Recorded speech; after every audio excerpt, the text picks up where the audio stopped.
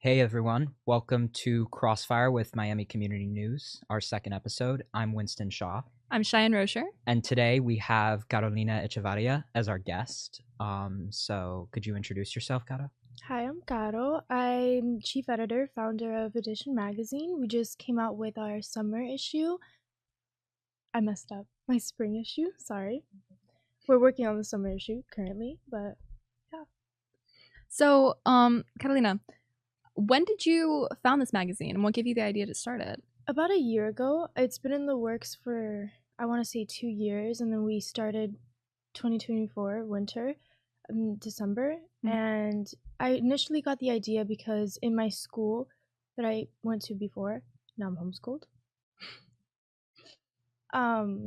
I had started up the fashion club again, and I presented the idea to the board of the fashion club. So they had rejected it, and I kept pushing for it, but then ultimately they just rejected the idea. So that gave me more of a desire to just really go for it.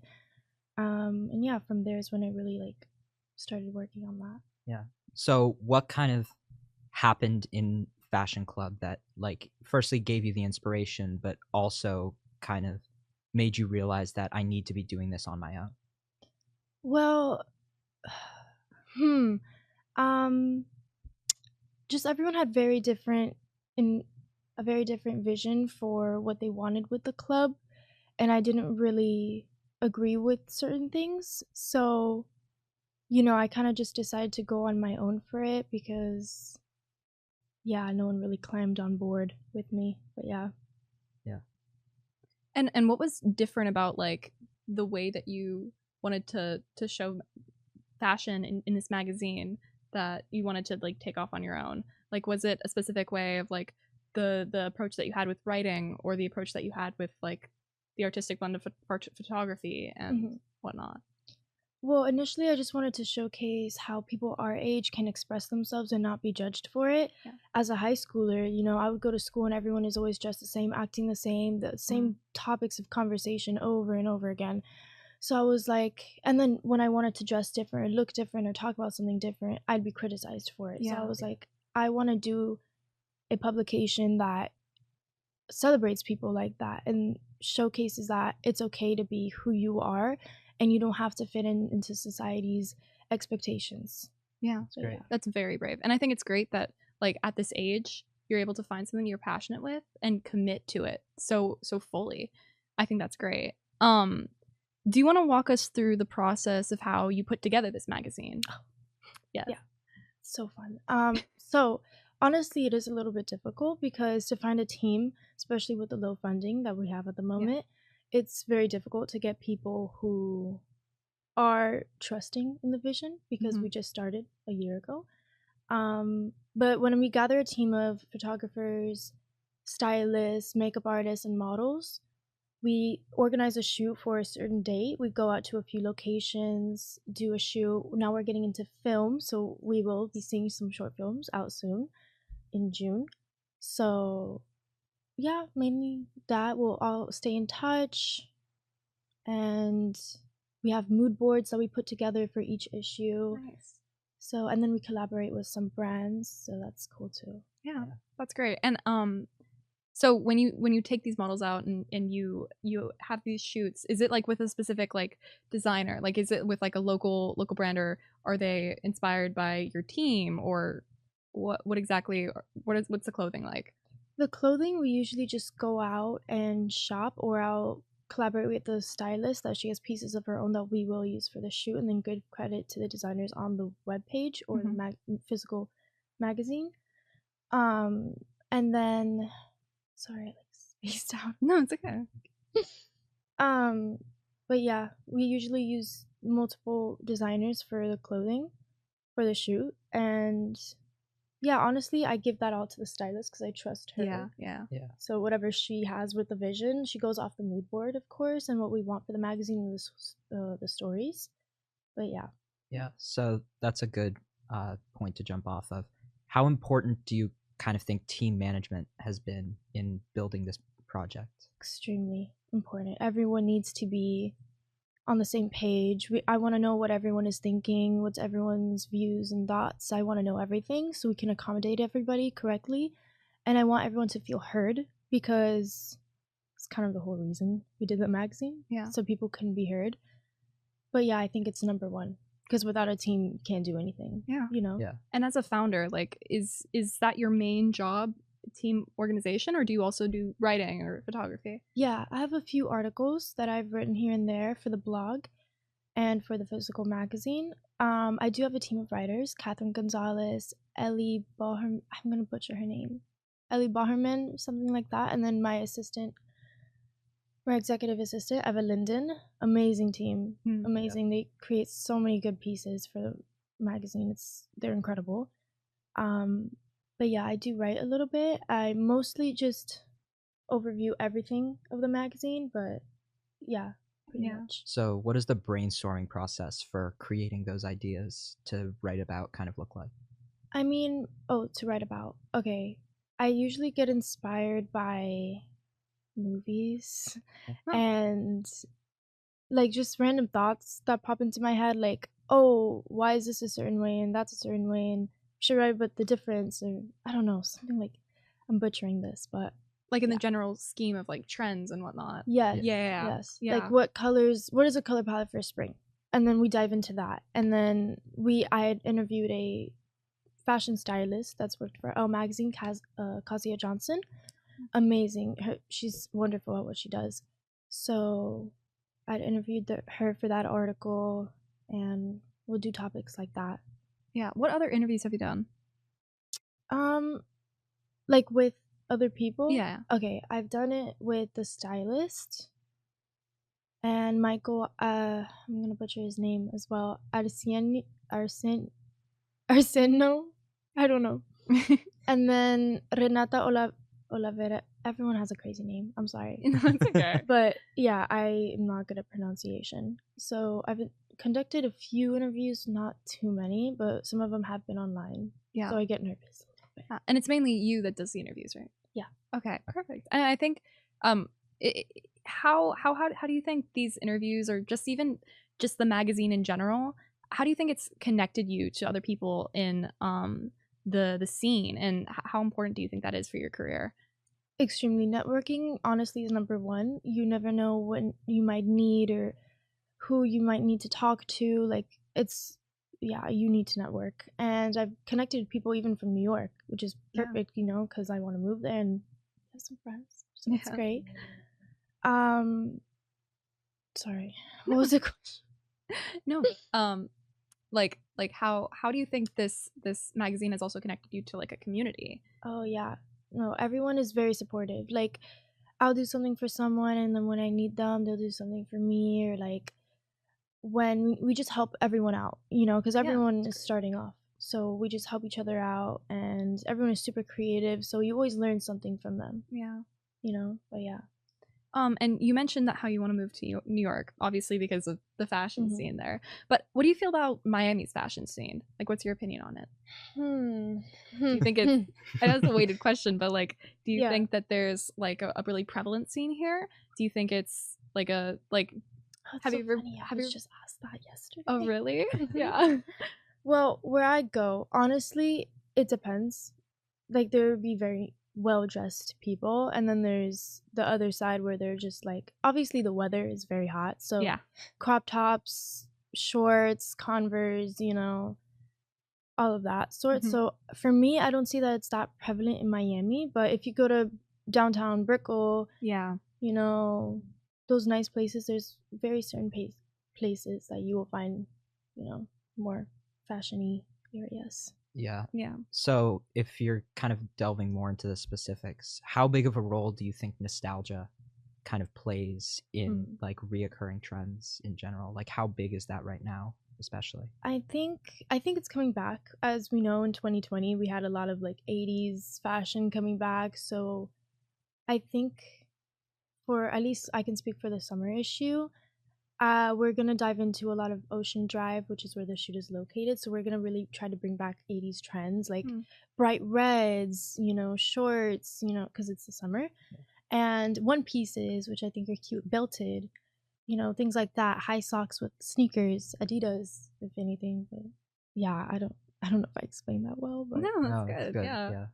I wanted to ask you like a personal question. Mm. Do you have any like favorite brands or favorite designers? Where do you get most of your like style inspiration from? I am obsessed with Tom Ford. I absolutely love Tom Ford. I want to meet him so bad. Like when I go to New York, I'm gonna try to meet him. Like I need to meet this Yeah. man. I agree with so many of the things he says. He's so educated about the things he talks. Like he sounds so passionate. Another one of my favorite designers would be Daniel Roseberry. Head of Schiaparelli right now. Oh. Well, designer, whatever. I said that bad, but Very good. he's so creative. Like he's, again, everyone in the industry is so passionate about what they do, and they're very creative, and it's just mesmerizing to even hear them speak, and the way that the process of designing works for them. It's insane. But yeah. Yeah. And do you think that bleeds into like your personal style and Yeah. like the outfits that you choose on a daily? Yeah. Yeah. 100%. Yeah. Also, do you think that like you were talking about the art form of their designing and how much thought they put into it? Do you think that fashion is one of those art forms that needs to have like a meaning or a purpose behind it, or is it just like an art form in itself? I mean, there doesn't always have to be a meaning, but when there is a meaning, I think it's very powerful. Like when a woman wears a backless dress, it's like a weapon. A dress is a Yeah. weapon for a woman, as quoted by Donatella Versace. But yeah, I think it's very powerful when you want it to be. So yeah. That's great. Yeah. Do you think you would consider yourself an artist in what you do in art form, or? I don't know. Maybe. I like to think artist, entrepreneur, kind of mix of both. Yeah. But I just ultimately just do what I love. Yeah. So More on the entrepreneur side, you were talking about how important passion is. Do you think the most important thing for you for this has been passion, vision, or execution, and why do you think it's been? I think it's a most mixture important? of both, but in this book that I read, Think and Grow Rich by Napoleon Hill, you have to have that burning desire to do something, like, that fire. Because I feel like if you don't have it, you can't really do much with it. You need the passion to do something, because if you don't, you're not going to get that far with it, Yeah. But yeah. Yeah. And is that your hope for the future with this magazine? Mm-hmm. Like, what's your like end goal? Like, what do you dream for? What to make out of this? I just want it to be a fashion magazine where, we can also dive into film, have events, and just get everyone on the same bandwagon. As I said before, like, I want it to go into the youth. I want people to be excited about fashion, and not just more on the celebrity, like, oh, what does a celebrity do 24 hours of the day? Like, I actually want to promote fashion itself. So do you think you want to keep it targeted specifically to youth, or do you plan on eventually kind of cultivating a larger audience? I mean, I think it can apply to anyone at the end of the day, but my main focus is young adults and younger, Yeah. But yeah. And you were talking about these films that you're trying to make. How exactly would you go about that? In like the realm of like, is it an actual movie with a plot, or is it focused mainly on just advertising a style or a trend or showcasing it? So every film that we're currently working on, not out yet, but that I can speak of, it's mainly like fashion ties into it. It's a film and it promotes, for example, the one for the summer is called Endless Summer. It's about teens going out, having fun before they have to go to college. And then it promotes also the nostalgic fashion of the 80s. So, I mean, I guess that's how. Yeah. Yeah. And it's like short films. Mhm. Yeah. Oh, that's nice. Yeah. Like it has a message to it, like a meaningful message, not just some like, oh, we're just going to copy a random movie, Yeah. So, and also we want to put fashion into the short film so it makes sense what we're doing. We could just have a random short film out there, but yeah. Yeah. Yeah. So when it comes to those themes, like you talk about kind of thematic areas of fashion a lot in your magazines. How important do you think are, I'll use a weird analogy here, but the one-hit wonders of fashion, something that doesn't really fit into a particular category? Like microtrends, maybe. Microtrends. Okay. I don't like them personally. I think they're not good environmentally, and like it proves how fast paced our culture is now. Yeah. And I just think people should follow whatever speaks to them. Like, let's say if this blouse that was not popular at all at the moment and you still like it and you style it the way that you like and it makes you feel confident, then go ahead and wear it, you know? Yeah. And I mean, speaking of like how trends change so quickly, it's interesting to see like a magazine being brought up in the age of like short form digital media. How do you think magazines will either persevere or adapt in today's age of everything being so fast paced? Well, what I can think of is when you compare a Spotify playlist and vinyl, I think the experience is completely different. Yeah. And I think it's just better to have a physical magazine, you Yeah. know? But yeah. Yeah. I think it's different. I personally like the physical copy of anything, especially in the days of media. Like, things could get lost, you know? You're not going to have a physical Yeah. copy of it. It's like a yeah. piece of art. Yeah, it's Yeah. art. Yeah. And do you think your brand will ever adjust itself to like a more like digital form, or I know you mentioned that you have a blog, Mhm. right? Yeah. Yeah. Are you gonna like focus more of that about like into that in the future? I like to keep it, you know, in the same Yeah. level.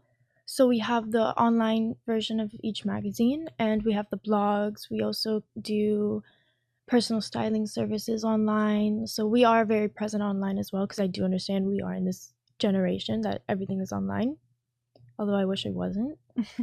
But yeah, I like to keep a balance. Yeah. Yeah. And you do personal styling book like sessions. That's Mhm. really interesting.